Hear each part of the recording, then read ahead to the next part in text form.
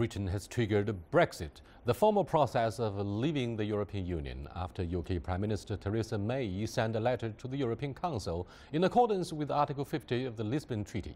Now begins a two-year process of a negotiation in which the difficult details of this hugely controversial undertaking will be worked out between the EU and the UK. To discuss the challenges and opportunities ahead, I'm happy to be joined in the studio by Feng Zhongping, Vice President of the China Institute of Contemporary International Relations.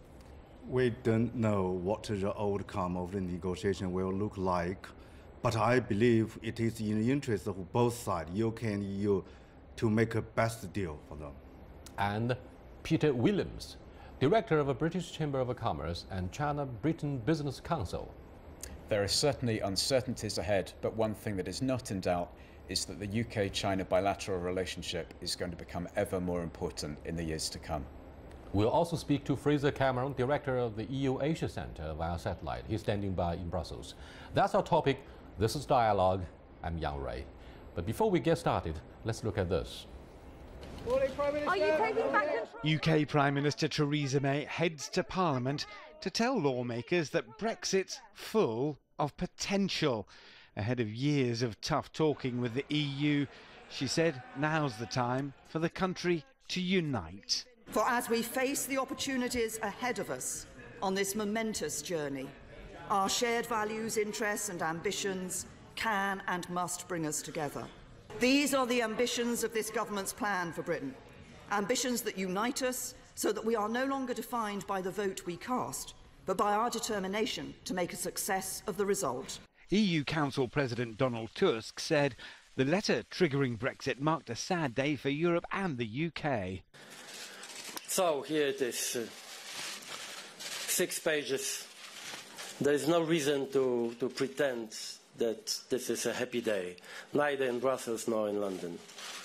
After all, most Europeans, including almost half the British voters, wish that we would stay together, not drift apart. On the streets of Britain, Brexit remains a divisive issue. The vote to leave won by just a few percentage points, and views either side still held strongly. What we're trying to do is challenge hard Brexit, the vision of a tough divorce, which Theresa May seems to be going for. Leave. Get out. I think it's a disastrous move.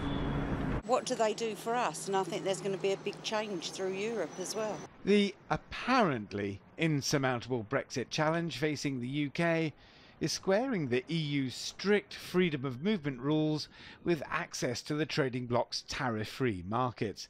Paramount, according to Finance Minister Philip Hammond, control of the UK's borders. We're going to deliver the crucial things which I think people in this country were asking for. Control over migration through our own borders. UK government ministers met for one final time before triggering Brexit, aware that ahead lie 2 years of complex and tough talking to extricate every element of the UK economy from the European Union, without, though, any guarantees of success. Richard Bestick, CGTN, Downing Street, London. Gentlemen, do you think the UK will emerge stronger after leaving the European Union? Mr. Feng. No, Prime Minister Theresa May tries to tell the British and the rest of the world, we will, become stronger, even after the Brexit. But I don't really believe so. I think, of course, it's very much depend on, what the deal the two sides can make. But, to live in a 500 million big market, Theresa May tried to say, look, we could divorce first, and second, we will build a close ever, as close as possible ties between the UK and the European Union. In that case, she said, okay, look, we could at the same time to have freedom to, to sign a FTA with China, for example. So that makes the UK stronger. But Mr. Williams, do you think you foresee a stormy divorce, or instead we're going to have a peaceful run-up, peaceful transition? I think, as Mr. Fung has already pointed out, a lot of the most complex issues are about the future of the UK's relationship with the European Union. But the other part of the answer to your question, can we emerge stronger, is actually about what happens in the rest of the world, beyond the borders of Europe. For me, as director of the British Chamber and the China-Britain Business Council, we're excited about the fact that there's going to be ever more focus in the UK on accessing markets like China and seeking investments from China and many other countries as well. You know, a lot of the Chinese here who observe the development concerning Brexit process say there's already 48% diehard naysayers to Brexit, and you know, it's ridiculous to say that the UK will emerge stronger, and some Brexit fundamentalists already feel strongly that they have been betrayed by those who call for them to say no to the European Union, because those leaders, members of parliament, say after the Brexit, immigration will be zero. But now these fundamentalists of the Leave say they have been betrayed. What do you think of the serious division between and among the Britons? I think we always remember, you know, there are about more than 48 people who strongly ask Britain not to leave. So ask Tony Blair, former Prime Minister, and Michael Heseltine, former Deputy Prime Minister.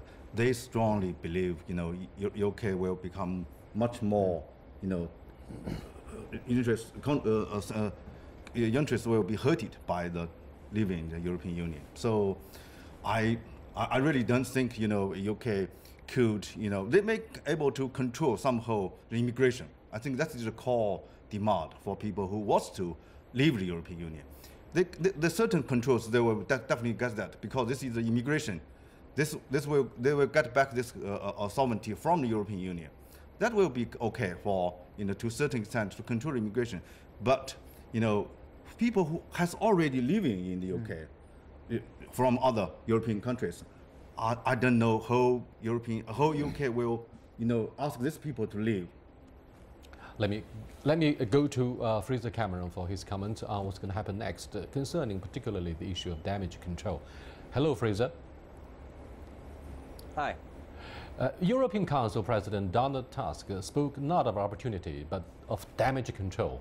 What objectives are the UK likely to put at the forefront of negotiations? And will the EU allow the UK to have a beneficial deal?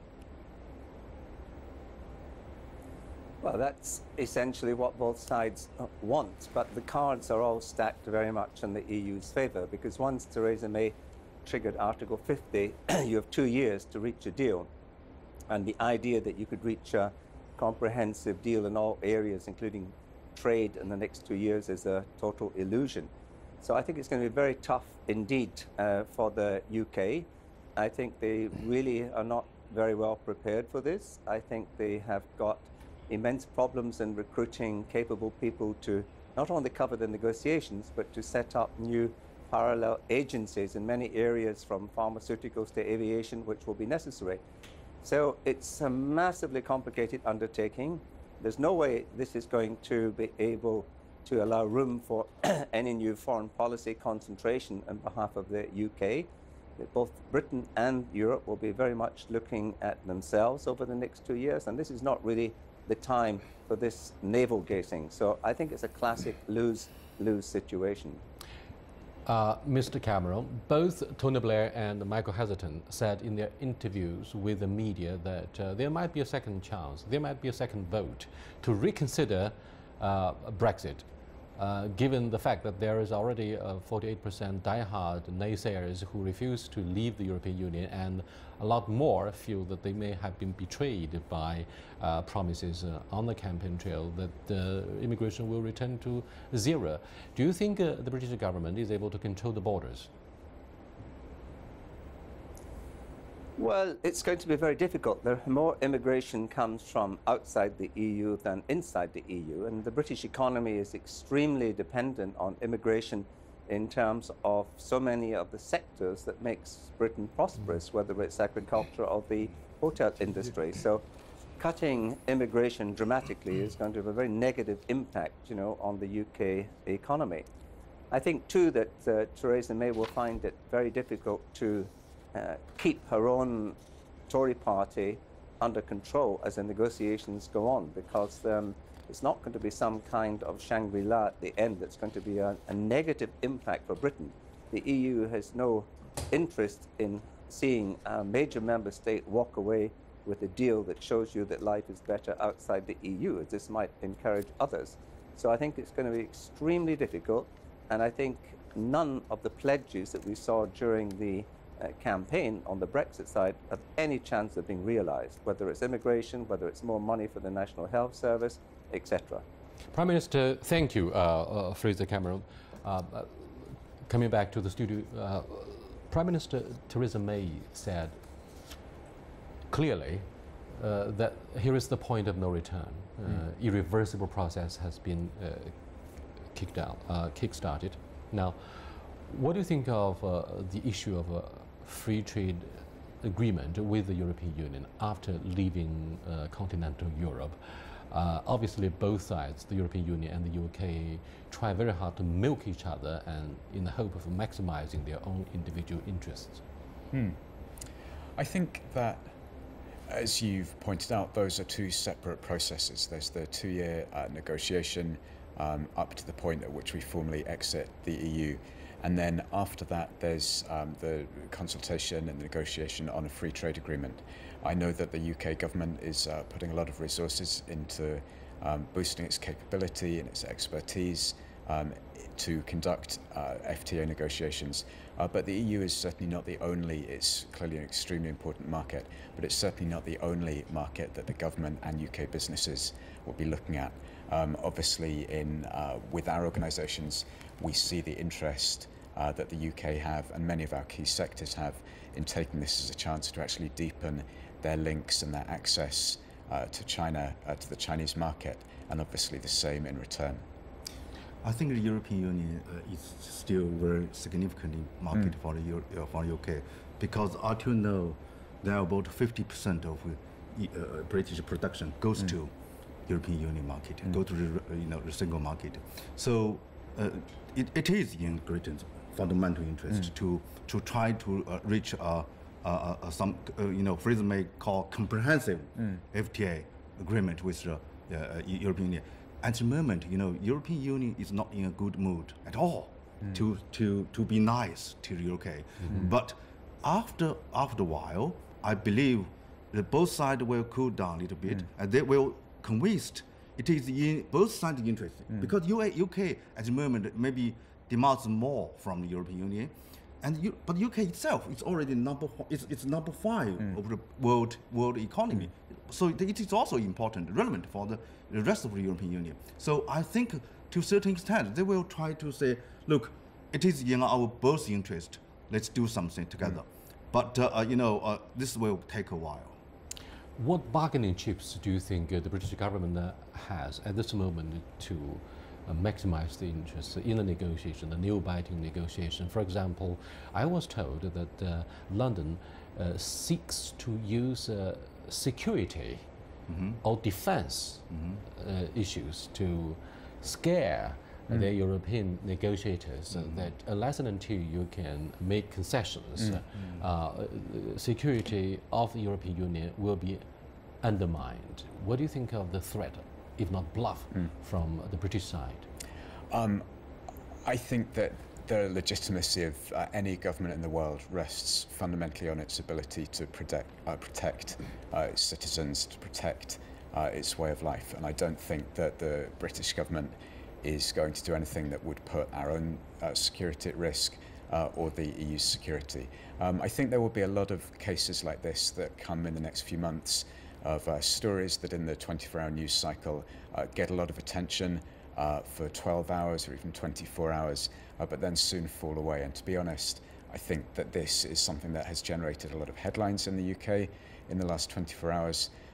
But I don't see either side playing with security as a bargaining chip. Thank you so much. You are watching Dialogue with Mr. Feng Zhongping, Mr. Peter Williams, and Mr. Fraser Cameron. We're discussing why Prime Minister Theresa May of the UK says that they have reached the point of no return during the run-up to saying goodbye to European Union. We'll see you in a few minutes. Stay with us.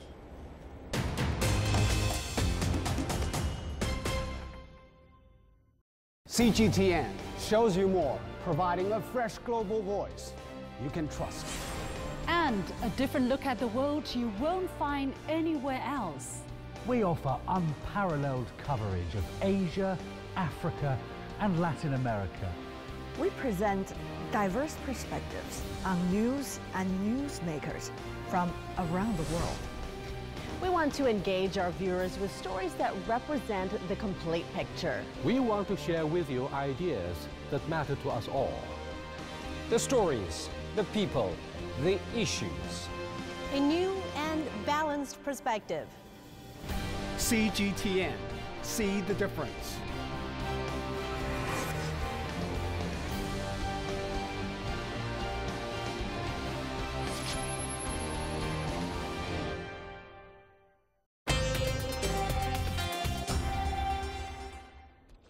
Welcome back. While there is a strong voice calling for a second look at the prospects of having a united European Union, look at the flawed Schengen Agreement, particularly after Brexit. Our Prime Minister May be very cautious, if not scared, about the prospects of having a divided UK. For example, what do you think of a second chance for Scotland to hold yet another referendum about their future? Because over 70% of the Scottish people chose to remain, and that's going to be a threat to the future of having a united kingdom. Peter? I think as an Englishman I always need to be careful about commenting on matters to do with Scotland. But to pick up on one of the earlier points about this theme of division in UK society, I think we can overemphasize this point. Certainly there were strong voices raised on both sides during the referendum, and it's a time of passionate argument on both sides now. But we do go through this process every 5 years where the country divides on voting lines as to who it chooses for its next government. And those are often why there's such a vicious cycle of every 5 years referendum on whether you're going to fall apart or you should get united? Well, I think that the thought in the UK is that this kind of healthy public debate is actually fundamentally beneficial for our society, and it does ultimately provide a strong foundation. This is utterly ridiculous for those Chinese observers who would say any referendum in Taiwan on the future of this island would amount to declaration of war. So Theresa May will refuse any referendum, second referendum over Scotland. She said no. So this is perhaps the decision is to be made by Westminster instead of by the government. Number 10 of Downing Street. No, by the government. By the government. At the moment, the Scotland Parliament said, okay, we will do this. So they passed. So, but the British government has refused. But my point of view is this can only postpone because Theresa May said it is not a good time to do this. It is not fair for Scottish voters. Before we know the outcome of the negotiation, you are going to have a referendum. It's wrong. It's unfair. So she implies, maybe UK could reach a good deal. And in that case, at that time, the Scottish voters say, okay, maybe we still think we can stay in the United Kingdom. So that is, at the moment, the situation. I think with the there's a famous phrase of Bill Clinton's when he was campaigning, which is, it's the economy, stupid. That at the end of the day, almost every election or referendum comes down to the economic arguments. I think most analysis says that was the deciding factor in the last Scottish referendum. And I think that will be what Scots are looking at in any future vote as well.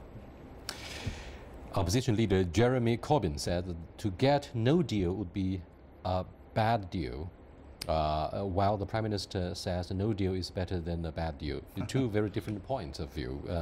What are the best and worst case scenarios for how the negotiations should go, and perhaps more importantly, what the final result will look like? The worst scenario is, by the time, in 2 years' time, by the time when this deadline it comes, and both sides couldn't make a deal, and then Britain leave just like that, slash the door. That would hurt both sides. It would be a disaster for not just the UK, but also for the European Union. So I think both sides will try their best to avoid happening like that. The best deal scenario is, UK could somehow, still maintain, to be easily goes to the single market, but can control the immigration. That is very important for the UK.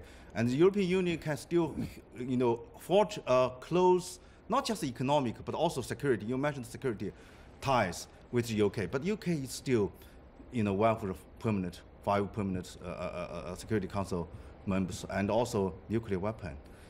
UK's, troops is well, the nuclear arsenal is located in Scotland, I'm afraid. So but it won't fall into the wrong hands of, but that's been the concern of the United States. So, Peter, how likely is it that Britain will move to become some sort of European tax haven in order to retain its prominence as a world financial center? It's a great question. I think the message that we've been going out to our friends, our partners in China with, is that the fundamentals of what makes the UK such a strong economy and such an attractive destination for investment actually are unchanged. The UK still has great companies, it has great brands, it has great financial infrastructure, it has great universities, all the things that have built such a warm people-to-people relationship between China and the UK.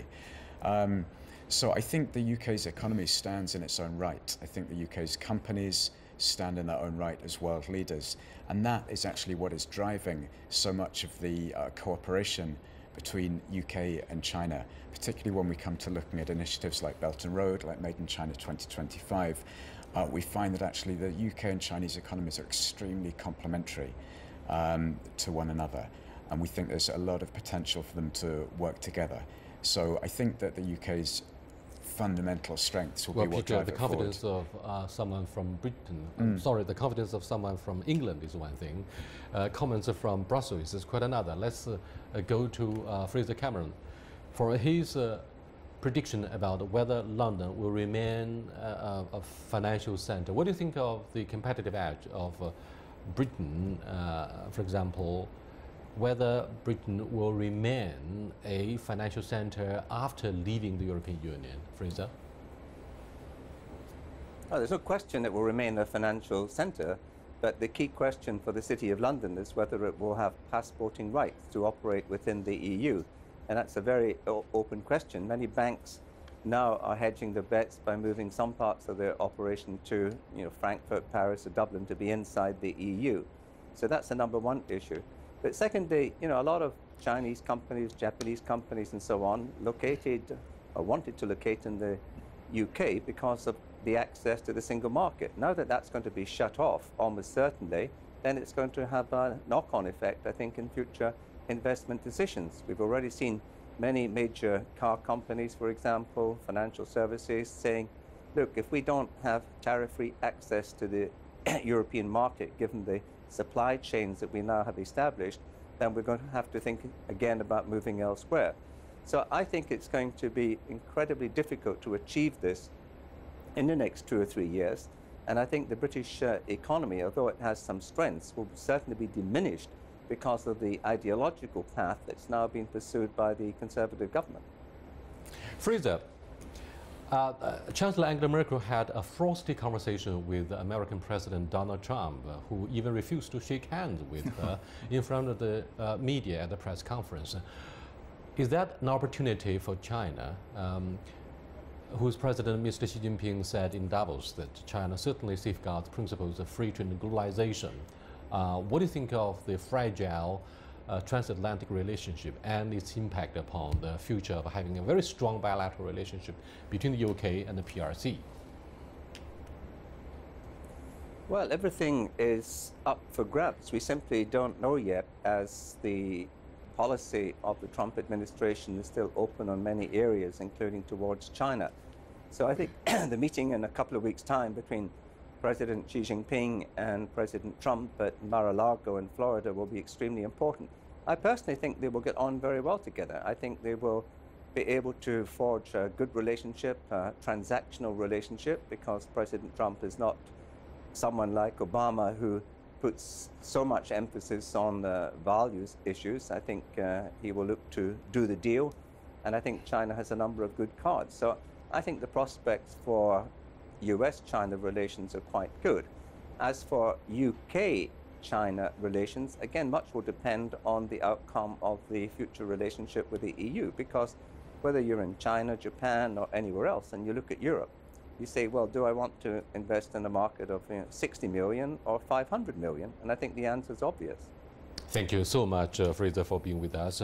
Peter, what's going to happen to Hinkley Point? Well, I think Hinkley Point, let's take that as an example of the broader question of how is China going to invest into the UK. I think Fraser's point is a great one. If you're trying to access the EU market through the UK, then there's some uncertainty at the moment. But actually, the Chinese investment that we've seen flowing into the UK is very different from the profile of Japan that Fraser mentioned just now. There's a lot of interest in UK brands and in UK technology, and China is interested in those because those are things that can drive the growth in the consumer market here, as the 13th Five-Year Plan prioritises, and they're things that can support China's global vision of Belt and Road and the infrastructure needs across Asia. So I think actually we're confident about the prospects for continued Chinese investment into the UK. Zhongping, what are your thoughts about driving force, if any, behind a strong UK-China business relationship on the back of Brexit? I think, I agree with Peter. After Brexit, Britain had a, strong interest in exploring other markets. China is definitely one of the, most important. Brazil, United States, India, and certain coast areas, Gulf countries. So this is the one reason. But for China, maybe Chinese investors are think maybe they will not think UK is not as attractive as before, because they thought UK could not become a gateway for them to go to the rest of the European Union. But the UK itself, I believe, it is a very attractive market for Chinese business people and investors. At least British English is very attractive for people like me, and particularly die-hard viewers of dialogue. So what do you think of the general prospect of having a very strong bilateral relationship between the UK and the PRC in the wake of Brexit? I think ultimately any bilateral relationship comes down to the connections between people. I was buying a loaf of bread on my way home yesterday, and the person in the shop I was talking to told me that London is her favourite city in the world. I think the UK brand is very attractive to people in China, just as the Chinese story is very attractive to people in the UK. And I see that remaining the driving force in the bilateral relationship. What do you think of the mutually beneficial relationship? The prospect of China-UK FTA is real after Brexit. So I think this is going to be a very important, driving force for our two countries. Thank you so much.